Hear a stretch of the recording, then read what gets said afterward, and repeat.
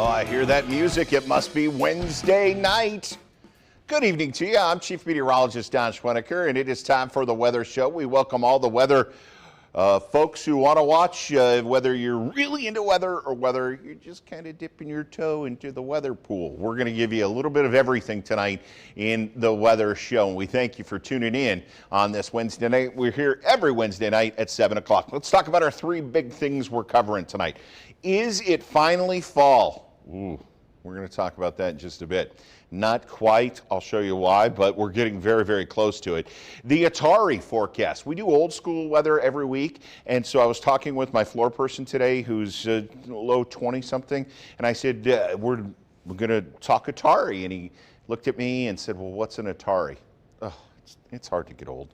It's an old video game console, but that's in the old school forecast coming up. And then also in our viewer question tonight, air versus water temperature and why one changes faster than the other. We're going to break that down in the viewer mail coming up in just a little bit. So let's get things started with the first one. Is it finally fall? For that, we're going to head to our seasonal directory.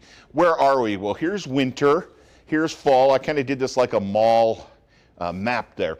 We go from winter to full spring to second winter to actual spring to the pollinating, not my favorite time of year. Then we have summer.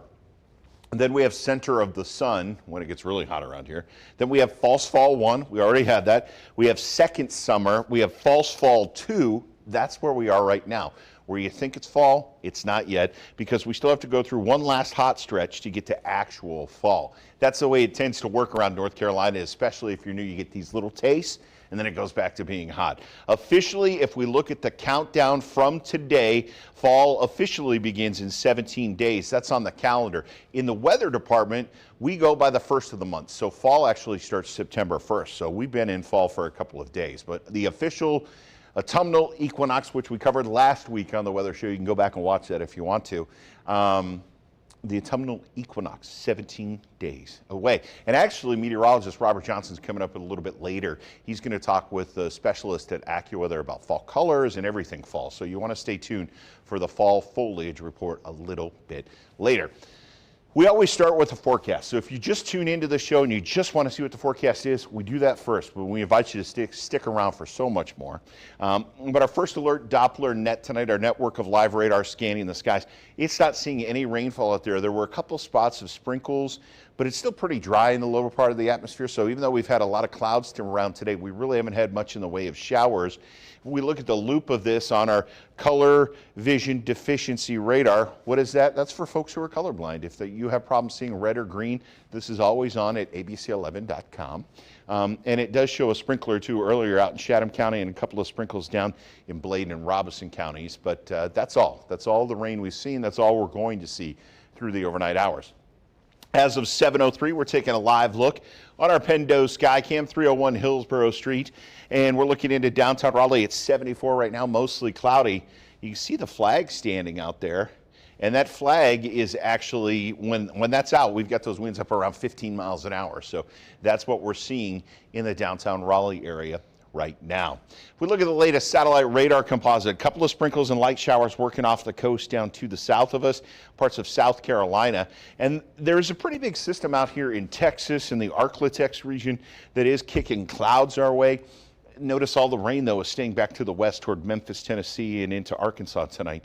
We're going to continue to see it kicking clouds at us, but we won't see any rainfall out of it over the next couple of days. Your first alert predictor forecast model tonight drops us down into the 60s. The forecast showing 62 in Raleigh, 64 in Fayetteville, 64 in Lumberton, 63 in Rayford, 61 in Sanford, 56 in Roxborough, and 59 in Henderson. Tomorrow when you wake up, that drive in, you won't need the sunglasses on the way to work. You'll need them on the way home. It's going to be very cloudy to start today. Temperatures mild. They're still below average. We should be about 65 to 68 across the region for overnight lows. We're going to start in the low 60s tomorrow. We don't see 70s until 11 o'clock when we go to 71. 73 by lunchtime. Still cloudy at lunchtime, but in the afternoon we'll start to see the blue skies break through, and that'll help jump those temperatures up to near 80 degrees. Mostly cloudy. That is still below average for this time of year. A look at your temperatures across the region tomorrow. Carborough getting up to 78 degrees, 80 in Cary, 79 Holly Springs, 77 in Siler City. You get to 80 in Rayford, 81 in Clinton, 82 in Goldsboro. Northern counties, you'll stay in the 70s, 76 in Roxborough, 77 in Henderson, 78 in Lewisburg, and 80 in Wilson. And your 7-day forecast powered by AccuWeather. We start off with clouds and a late start, 79. By Friday, increasing clouds, we go to 82. I think Saturday, that's your wet day on the weekend. Unfortunately, everybody loves a dry weekend. We're going to get a 50-50 weekend where Saturday is wet. And then Sunday, we actually see some dry time, 78 degrees. Monday, Tuesday, Wednesday, wall-to-wall sunshine, picture-perfect weather. We'll see highs in the lower 80s. Coming up after the break, we're going to give you that old school weather, and we've got a special report. So stay tuned. We'll be right back.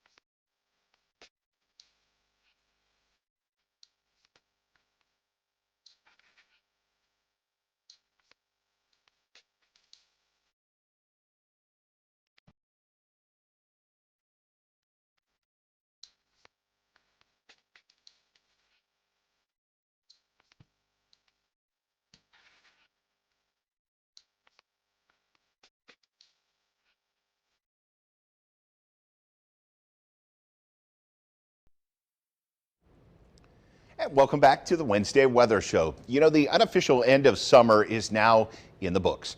So now it's time to take a look at the impact of climate on our coast. Tom George is here to show us how local experts are tracking that impact of more severe climate conditions and what it means in the years to come.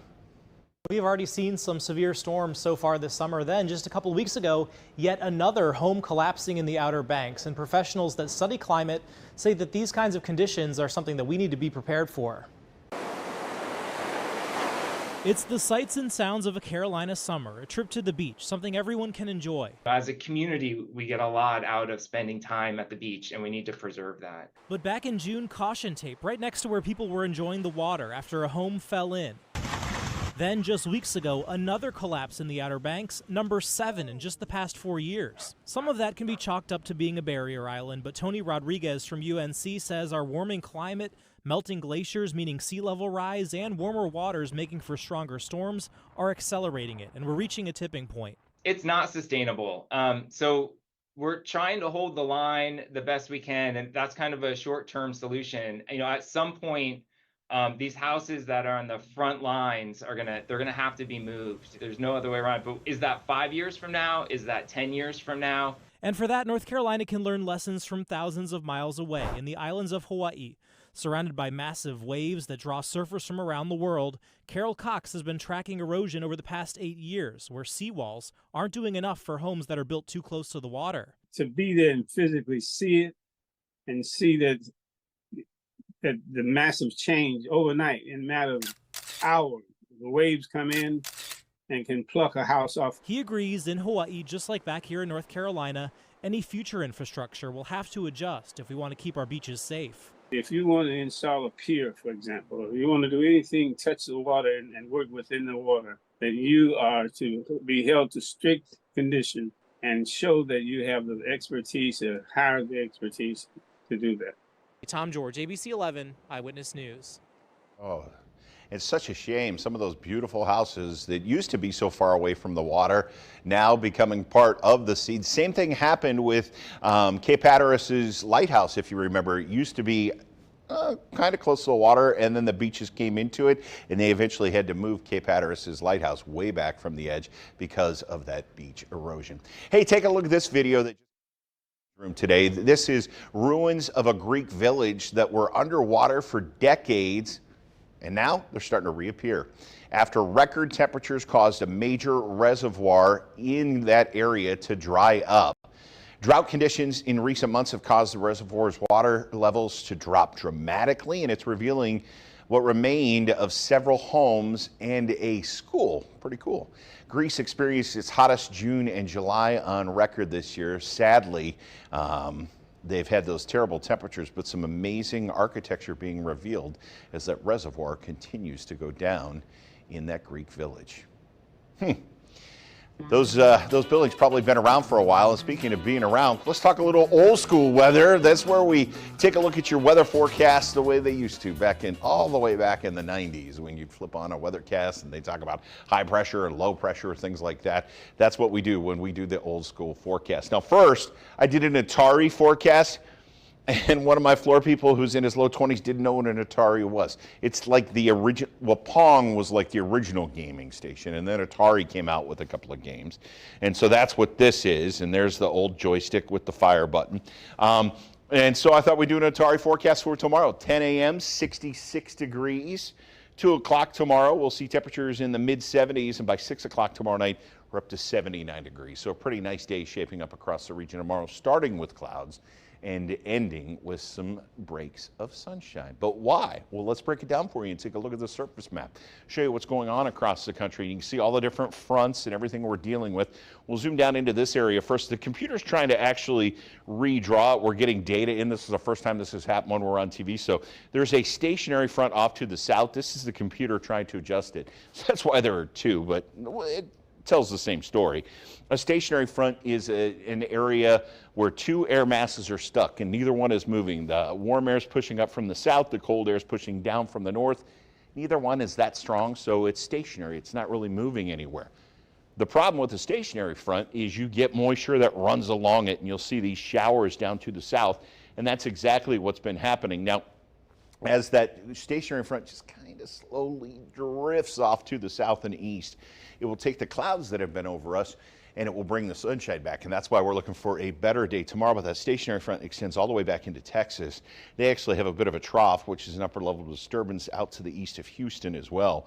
And so that's triggering some showers and some thunderstorms in that area. High pressure dominating the East Coast. High pressure usually symbolized by the blue H. It's easier for me to point that with my shoe there. The big blue H down there. Blue H is high pressure. That means blue skies. That means sunshine. And this high is right out of Canada. So that's why it's been cooler around here. Instead of being in the 90s, we've been in the 70s. High pressure dominating the East Coast weather. And then the newest data is coming in. So the computer is drawing two cold fronts out there. There's only one cold front. It's actually this one now as it's advanced a little to the east. But when cold air runs into warm air, it does trigger some showers, especially out in the mountains. This is the first weather show we've done, and we've been on since, gosh, it has to be late July or August. I think this is the first one we've ever done that doesn't have any warnings around the United States. We like to show where the severe weather is, and we kind of give you a tour around the U.S., and they've got strong storms on the west coast of Florida tonight from Tampa up through Clearwater. But they're not seeing severe weather. There's a strong line of showers and thunderstorms. East Texas pushing toward Louisiana tonight. We're not seeing any severe storms being pointed out on that one. If we go out west, last week we actually had snow in the mountains of Wyoming. This week it's just rain, but we had the first snow starting to show up at the highest elevations of Wyoming and up into Montana. If we look at the European model and advance it over the next couple of days, if you want to know what's possibly headed our way, that stationary front still stuck to the south. It drifts a little to the south and east. That clears us out for Friday night. So Friday night football is going to be great around here if you're headed to a Friday night football game. Saturday, that an area of low pressure kind of runs along that stationary front, and it could kick a little moisture back at us, and that's why I think Friday night into Saturday we will see some showers. This is that cold front, that big blue line that was to the west of us. This is going to be running into the area of low pressure, and as those two meet, Saturday looks wetter and wetter. Unfortunately, it's a 50-50 weekend. Saturday we see lots of green on the map around Raleigh. Sunday those skies clear out. And we can't do old school weather without talking tropics. We're watching 4 systems tonight. 2 systems way out. There's Cabo Verde. There's the west coast of Africa. This one has a 20% chance of becoming something in the next 5 days. This one has a 10% chance. So that one's really not a factor. All of these are low chances, but they're still ones we're watching. There's a system south of Jamaica that has a 30% chance of becoming something as it works out of the Caribbean across the Yucatan Peninsula into the southern Gulf. So we will have to watch that one. That's got the best chance, and even that one's not a high chance. And then finally, this area of low pressure that works off Hatteras over the next 5 days could work up to the north and east and work out of here. The good news is none of these expected to become a major storm at this point. And the even better news is we're almost through the heart of the hurricane season. Now, this looks at hurricane frequency. Red is hurricanes, pink is major hurricanes, and orange are tropical storms. And you can see that as of today, we're just about to peak. September 15th is the peak of tropical storm season, and then it goes down and the frequency goes down. So far, we've had a pretty good tropical season. They have adjusted some of those forecasts down because of all the dust that's been coming off the Sahara Desert. That's been able to kind of put a damper on tropical storm activity. Well, we want to talk fall. I promised we would have the latest on fall. So coming up after the break, we're going to hear from Robert Johnson and our friends at AccuWeather. And also, viewer mail tonight. We'll answer it for you next.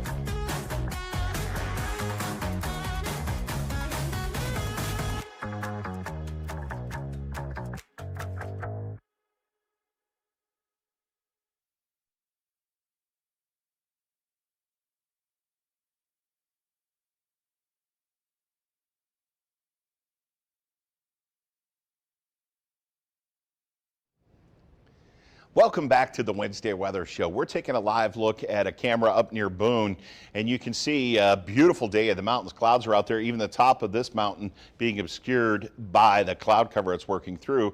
And we're starting to get to that time of year when we look into the mountains and we see those beautiful colors. Everything's still pretty much green here. Looks like this tree may be starting to turn yellow or red just a bit. But usually the peak in the mountains for fall colors doesn't happen for a little while. So our friends at AccuWeather are also watching the fall foliage, and meteorologist Robert Johnson has more. It's been a long, hot summer. A lot of people across the Carolinas are ready for fall. The AccuWeather 2024 U.S. fall foliage forecast has just been issued. AccuWeather lead long-range expert Paul Pistolic joins us from the AccuWeather Global Weather Center. Paul, thank you for joining us. What do you expect the fall foliage in North Carolina to look like this year?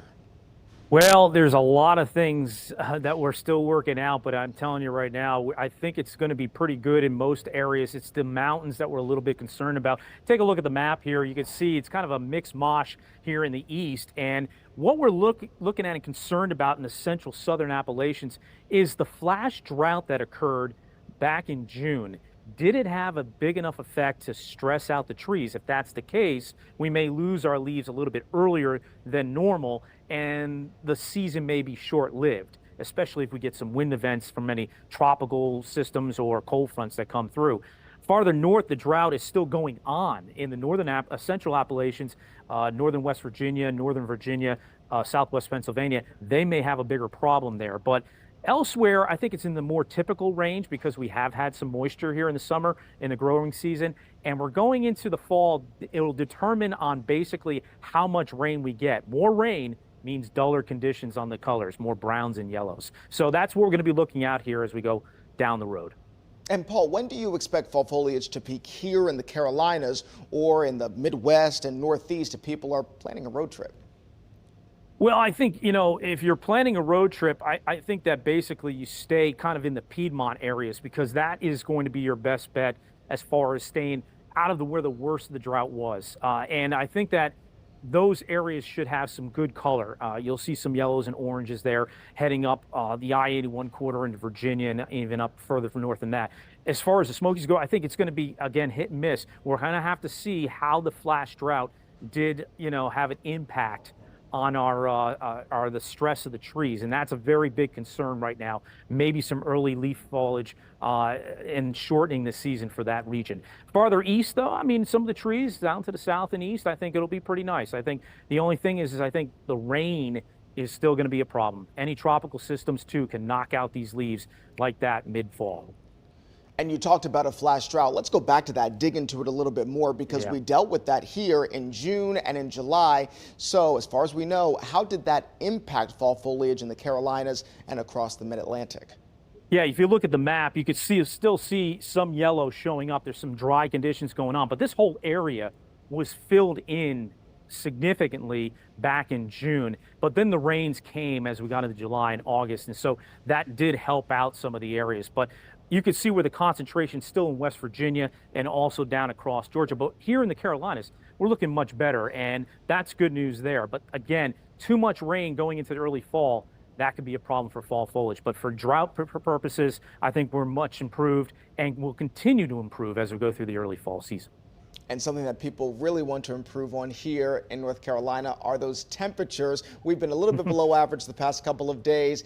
As we go through this week, temperatures, highs will hover around the 80-degree mark. But when do you expect temperatures to really start cooling down for the season here in Raleigh? Well, I think you're going to get a preview of the fall season coming up late in the weekend, maybe into early next week too as well. We have a strong cold front that will be coming through the Great Lakes area this weekend. And when it gets down to the south and east, and it's got a good push to it, it may get all the way down to the Gulf Coast. It will lower humidity levels. It will lower temperatures at night. It'll feel probably get down into the mid-50s in some places at night going into next week. So we're going to get a touch of fall for maybe about a week or so. And then I think things start to warm back up again, unfortunately, later on. So we're not all the way in that transition yet, just a preview coming for early next week. You got me ready to do some leaf peeping there, Paul. Thank you so much for joining us. We hope to talk to you soon. Thank you. Sounds great. So there you go, all things fall, and he mentioned it. We're in false fall too as we go into next week, but after that, maybe we'll finally start to see a little bit of that fall-like temperatures. But again, mountains, we'll keep an eye on this and we'll update you over the next several weeks with the fall foliage report right here and also on ABC 11. It's that time of night when we answer some viewer mail. And we love to hear from viewers. If you ever want to write to me, you're welcome to. Just go to abc11.com and you will find my contact info there. This one coming to us from Jackie in Pittsburgh. Jackie writes, why does Jordan Lake stay warmer longer than the fall air does? When that cool air finally settles in, why is Jordan Lake still warm? And you'll see some steam coming off it, especially as we get into November and December. Well, let's talk a little bit about the difference between water and air, their heat capacity. Water has a higher heat capacity. It takes longer to heat up and it takes longer to cool down. When we say heat capacity, that's the amount of heat required to raise the temperature of any substance by 1 degree. So everything has a heat capacity, whether it's air or whether it's different types of metal, and then air has a low heat capacity. So it's quick to heat up and it's quick to cool down. And if we look at the temperatures with air temperature and water temperature and we put them over time, both temperatures are at 60 degrees is where we'll start. You can see that air temperature really warms up quickly. It'll get up into the 70s while the water temperature only goes into the 60s. Then at night, the air temperature drops down to about 45 degrees here, and this will only drop to about 60 or 59. So the water temperature not changing as much. It can hold on to the heat longer. It takes longer to cool down.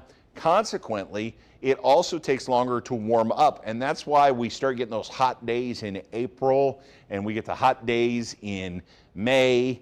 And when we see those hot days and you go out to Jordan Lake and it's still cold, the heat capacity has not allowed for that water to heat back up after getting cold all winter. So it takes it longer both to heat up and to cool down, and that's why Jordan Lake can stay warmer longer in the fall. When we come back, we will show you the latest viewer picks coming into us, and of course we've got that all-important coffee forecast. Stay with us. We'll be right back.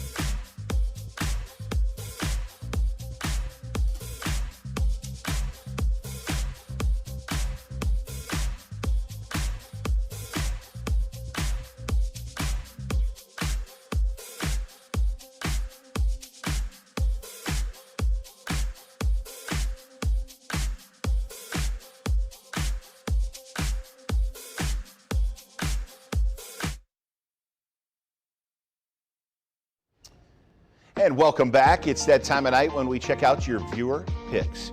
And we love to hear from viewers and see what weather picks you send in. I get all kinds of pictures, really. But this one is very weatherish. This one coming to us out of Atlantic Beach. Let's see if we get the weather clicker to work there. There we go. We'll zoom down in, and I love this from Linda Ivankovich. Sent this in of a storm while they were at Atlantic Beach. Notice how it's dark down here, but the clouds are lit up. This was right at sunset, and this is what we call a towering cumulus. A cumulus, or a cumulonimbus cloud actually, is a towering cumulonimbus cloud. That is a thunderstorm cloud. So as the storm climbs into the atmosphere, it's got lightning inside it. It will sometimes climb high enough that it touches the jet stream, and that will take the top of that cloud off and put those whiffs in. But she actually sent several pictures in, and just a beautiful shot of a storm at sunset out at Atlantic Beach. Linda, thanks so much for sending that in. If you have a picture, I would love to see it. All you got to do is go to abc11.com/share. If you go to abc11.com/share, you can send in your pictures. Might just be the next pick of the day here. Let's cover that 7-day forecast one more time in case you need a recap. Tomorrow, 79 degrees. We'll start off with clouds. Sun moves in late in the day. Should be a nice day. Friday, clouds increase with showers late in the day, 82 degrees. I think Friday night's when you'll see the rain. So if you are headed to Friday night football, you'll be fine. We're talking more 11, midnight, 1, 2, 3 o'clock in the morning. That'll be your best chance at showers. And scattered showers, 84 degrees on Saturday. Sunday, we'll go to 78 degrees. That's your outdoor day. Monday, 80 degrees. Tuesday, 82. And Wednesday, 82. We like to end every weather show with your coffee forecast because, I mean, it's feeling more like fall. You might be doing the PSL thing. You might be anti-PSL. You might not even know what a PSL is. That's a pumpkin spice latte. I learned that a while ago. If you are headed out for your PSL or your cup of coffee in the morning, temperatures will be in the 60s by 9 o'clock, 67, and by 10 o'clock, 69 degrees. Should be another beautiful morning. Have a second cup. That's going to do it for us tonight. We thank you so much for spending part of your Wednesday with us. We're here every Wednesday night for the weather show. And until we see you next week, have a great week and stay safe out there.